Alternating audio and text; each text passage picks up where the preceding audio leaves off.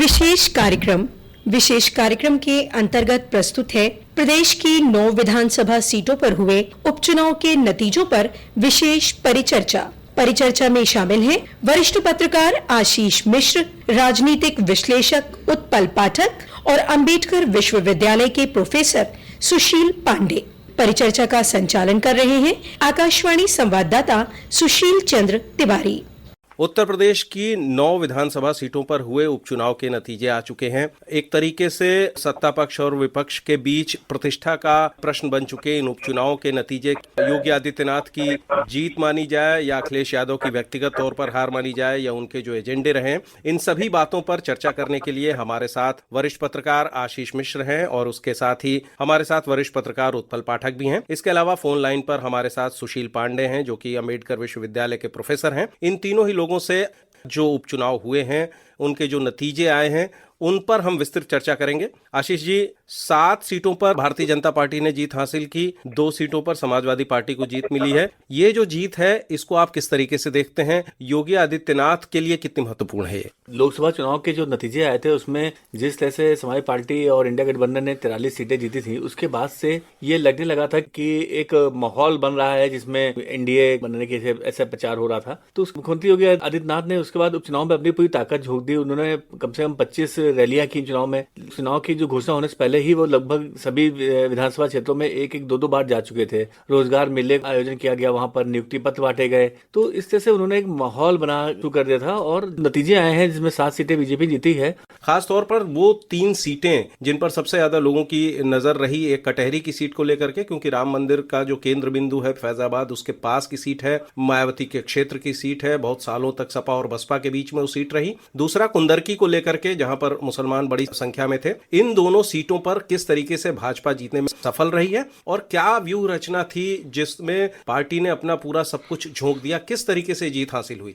Bharatiya Janata party को जीत मिली है। Bharatiya Janata party ने चुनाव के दौरान ये प्रचार किया कि जो समाजवादी पार्टी का पीडीए है वो एक्चुअली में परिवारवाद पर आधारित है। तो इसको लेकर उन्होंने कटहरी में, जहां पर लालजी वर्मा की पत्नी चुनाव लड़ रही थी, उसको एक मुद्दा बनाया कि भाई इसके बहाने ये परिवारवाद चला रहे हैं। तो ये जनता को कहीं ना कहीं, खासकर जो कुर्मी मतदाता था, उसको लगा कि बात तो सही कर रहे हैं कि अभी खुद सांसद हो गए लालजी वर्मा, अब उनकी अपनी पत्नी को लड़ा रहे हैं। तो भारतीय जनता पार्टी अपनी जो रणनीति में जो उनके मुद्दे थे, जो जिन मुद्दों से वो विपक्ष को घेर रही थी, उस मुद्दे को खासकर कटहरी में बिल्कुल जनता के दिलो दिमाग पर भरने में बिल्कुल पूरी तरह से कामयाब हो गई थी। बार बार वो लोग परिवारवाद का मुद्दा उठा रहे थे। जबकि कुंदरकी में आप देखेंगे कि कुंदरकी में आजम खां फैक्टर बहुत काम कर रहा था, क्योंकि वो पूरा इलाका है जहाँ पे आजम खां के प्रभाव वाला इलाका है और वहां पर आजाद समाज पार्टी के नेता है चंद्रशेखर आजाद, वो लगातार आजम खां उनके परिवार से के प्रति एक सहानुभूति रखकर मुसलमानों में दुविधा पैदा कर रहे थे। तो यही कारण था, आपको याद होगा चुनाव में वोटिंग होने कुछ समय पहले अखिलेश यादव आजम खां के घर जाके उनसे, उनकी पत्नी से मिलते हैं और एक सकारात्मक संदेश देने की कोशिश करते हैं कि देखिए हम भी उनके साथ में हैं। खासकर उनका उद्देश्य था कि मुस्लिम वोटों को एकजुट करना, लेकिन मुस्लिम वोट खासकर कुंदरकी की बात करें तो उसमें एक बिखराव दिखा, एक दुविधा दिखी है। उत्पल जी, समाजवादी पार्टी का गढ़ करहल है, मैनपुरी लोकसभा की सीट है, वहां पर मुलायम सिंह यादव बड़े मार्जिन से जीतते रहे। अखिलेश यादव ने पिछली बार 67,000 के आसपास वोटों से वो सीट जीती थी। वहां पर मार्जिन घट करके 14,000 रह जाता है। खासतौर पे क्या समाजवादी पार्टी का जो स्ट्रांग होल्ड है वहां पकड़ कमजोर हुई है? और हाल में एक अपराध की घटना हुई थी जिसके भी कुछ निहितार्थ निकाले जा रहे थे, वोटिंग से ठीक पहले की बात थी, उसका मुद्दा भी बना। क्या ये स्थानीय फैक्टर भी काम किया है जिस तरीके से सपा की पकड़ अपने गढ़ में कैसे कमजोर हुई? और जहां तक उनके गढ़ में उनके हारने की बात है, तो आप देखिए कि वो उसमें लोकल फैक्टर्स के साथ साथ में और भी फैक्टर्स कंबाइन किए गए। एक तो प्रोएक्टिव तरीके से चुनाव नहीं लड़ा गया, दूसरा एक ओवर कॉन्फिडेंस का एक सबसे बड़ा फैक्टर उनके साथ था, तीसरा आप देखिए कि मार्जिन कम हुआ है परिवार के कैंडिडेट का होने के बावजूद। इसका मतलब पब्लिक ने आपको डिस्कार्ड करना शुरू कर दिया। अब वो उसको स्वीकारे या ना स्वीकारे, ग्राउंड पर जो भी गया वहां पर उन इलाकों में रिपोर्टिंग करने, उसने ये पाया कि इनकी तरफ से प्रोफेशनलिज्म का अभाव है इस चुनाव। साथ ही साथ नैरेटिव्स जो फैलाए जाते हैं, चाहे वो मुख्यमंत्री योगी आदित्यनाथ बनाम उप मुख्यमंत्री केशव मौर्य हो या कुछ भी हो, हर बार आप देखिए, चाहे लोकसभा चुनाव में एक बात ये उठी कि मुख्यमंत्री जी के कहे अनुसार बहुत से टिकट नहीं बांटे गए थे, लेकिन शायद इन उपचुनावों में उनसे बातचीत करके टिकटों का बंटवारा किया गया था, उनके हिसाब से टिकट बांटे गए, या उनका इन्वॉल्वमेंट एक एक्टिव तरीके से उस तरह से दिख रहा था। इन्वॉल्व तो खैर वो हर चुनाव में रहते हैं, लेकिन उसका असर भी आपको जमीन पे दिखा। आप देखिए कि समाजवादी पार्टी का जो नेतृत्व था, उस नेतृत्व ने इतना हल्के में लिया इस चुनाव को, सारी ही सीटों के चुनाव को, कि उनको लग रहा था कि जनता हर बार की तरह प्लेटर में सजा के दे देगी और जनता अभी भी उस लोकसभा चुनाव के वॉर्टेक्स में है, वो चुनाव के उस प्रोफेशनल तरीके से वो लोग नहीं लड़ पाए जिस प्रोफेशनल तरीके से भारतीय जनता पार्टी लड़ रही।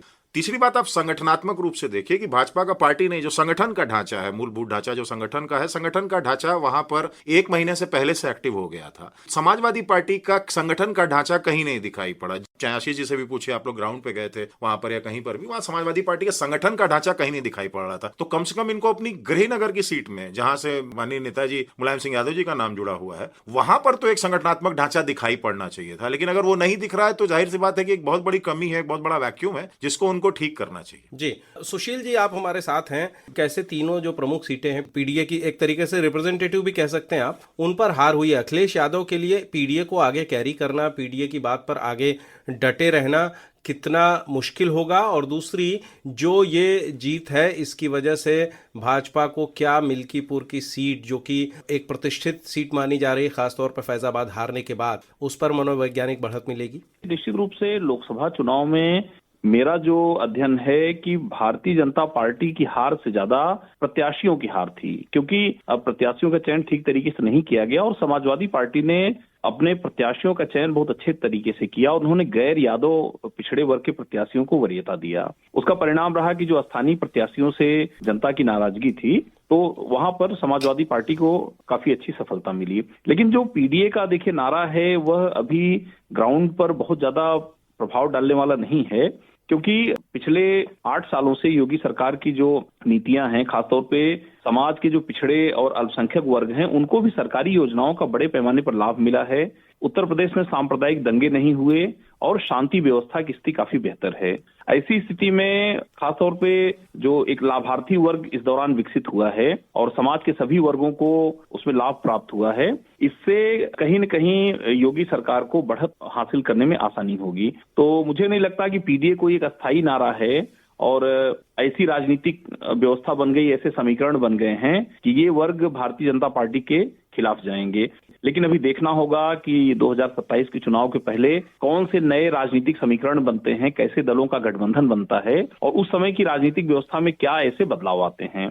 बिल्कुल, आने वाले जो विधानसभा के चुनाव होंगे उन सब के लिए एक दिशा तय होगी इन उपचुनावों के बाद। आशीष जी आपका, उत्पल जी आपका और सुशील जी आपका इस उपचुनाव के बाद जो नतीजे हैं उन पर आधारित परिचर्चा में शामिल होने के लिए बहुत बहुत धन्यवाद। आपका धन्यवाद। विशेष कार्यक्रम के अंतर्गत अभी आप सुन रहे थे प्रदेश की 9 विधानसभा सीटों पर हुए उपचुनाव के नतीजों पर विशेष परिचर्चा में शामिल थे वरिष्ठ पत्रकार आशीष मिश्र, राजनीतिक विश्लेषक उत्पल पाठक और अंबेडकर विश्वविद्यालय के प्रोफेसर सुशील पांडे। परिचर्चा का संचालन कर रहे थे आकाशवाणी संवाददाता सुशील चंद्र तिवारी।